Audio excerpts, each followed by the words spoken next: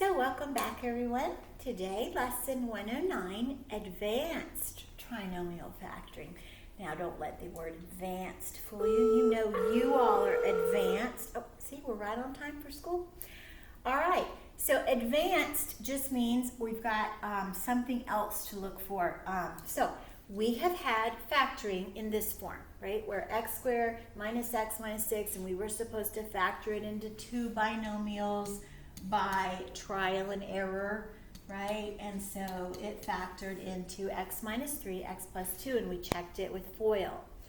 All right, so with advanced, let me tell you something that's going to happen. Your leading coefficient will not be 1, all right? So you're going to have to do what we call trial and error, boosted, pumped up, okay? Because you're going to have to think about what combinations would give you whatever that coefficient is in front of the x squared. So the first thing I do want you to do when you are factoring these advanced problems is put them in descending order. So if you look at the first example for this lesson that's on page 459, you'll see it says negative 7x minus 15 plus 2x squared. Well, that's not in descending order. So we do need to switch things around. We want the 2x squared first, then the minus 7x, then the minus 15. And be very careful that you write your signs correctly so that we're going in descending order. Now, you'll see this has a coefficient of 2, right? So it's not going to just be x and x. You're going to have to think of combinations. Well, when this is prime, that's wonderful because the only way to get 2x squared would be 2x times x, correct? So these are not too bad when this number is prime.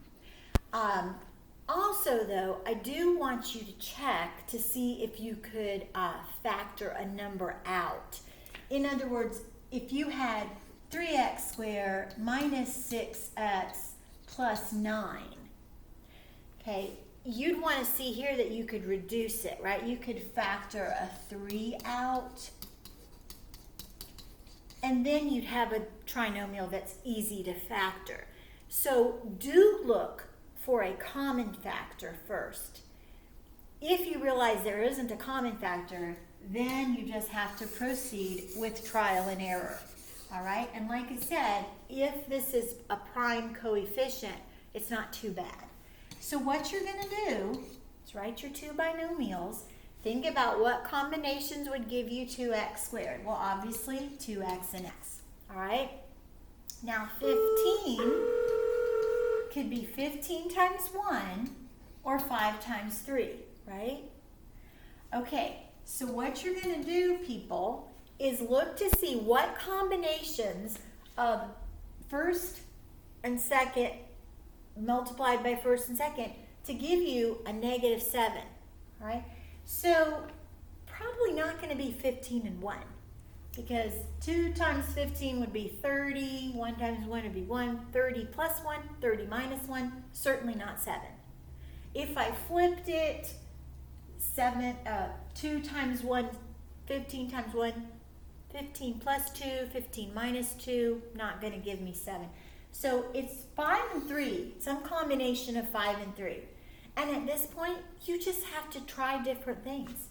So let's say that we try 5 and 3, okay? So we know that it's minus, so one's got to be minus, one's got to be plus. Let's just try this. So 2x times x, 2x squared, good. Negative 5 times 3, negative 15. It's these inner terms that you have to be careful with. So let's see here. If we have negative 5x for our inside product and 6x for our outside product, does this sum give me negative 7? No. So that's not correct. And it's not going to matter if I change the signs either. So it's not going to be this combination. So I'm going to erase this and I'm going to switch things around. I'm going to put the 3 here and the 5 here.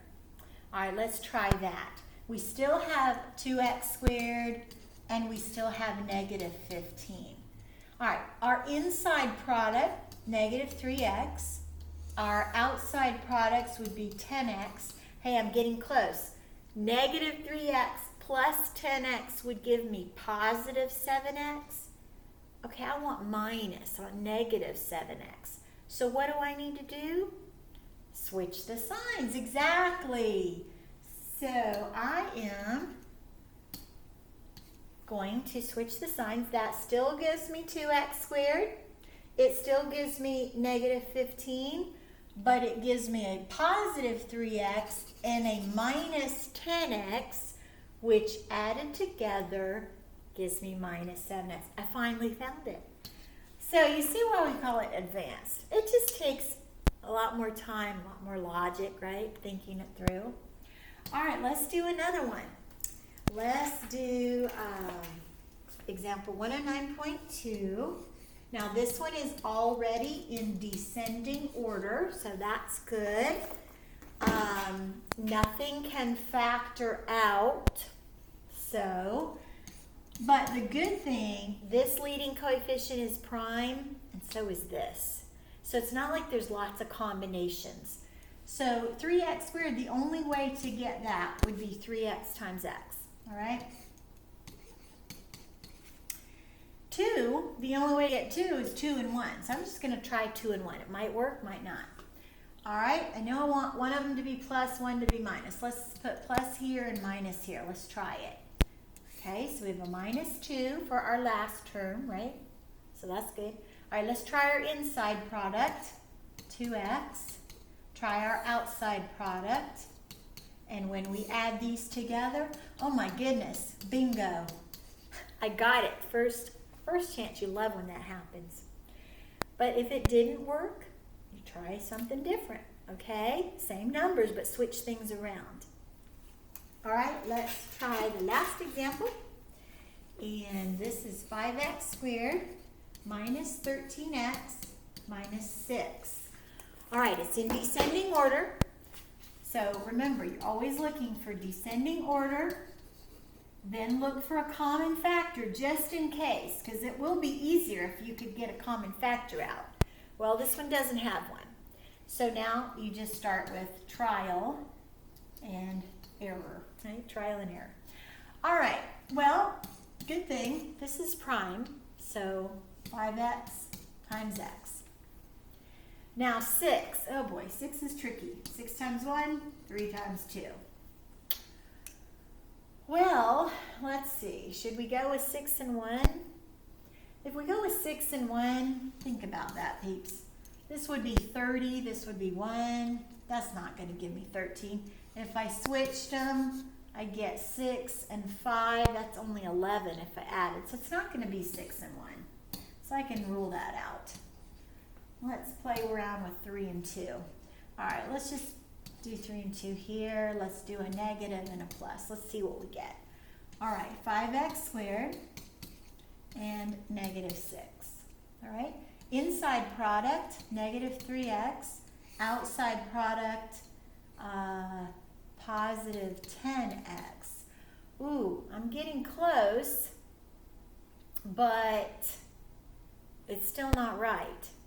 And even if I switch the signs, I can't switch both because this has to be negative, right? So I can't have two negatives. So this is not the combination either. All right, let's go back and let's switch the 3 and the 2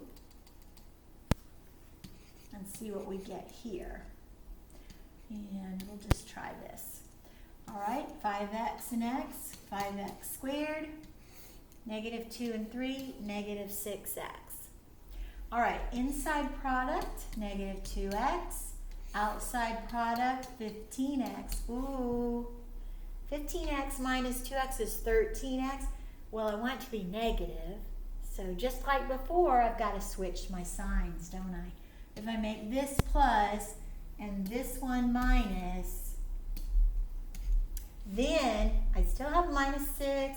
But I'd have plus 2x and minus 15x, which indeed gives me this. All right, so you try. try A and B. Stop the tape, do your work, then come back and check.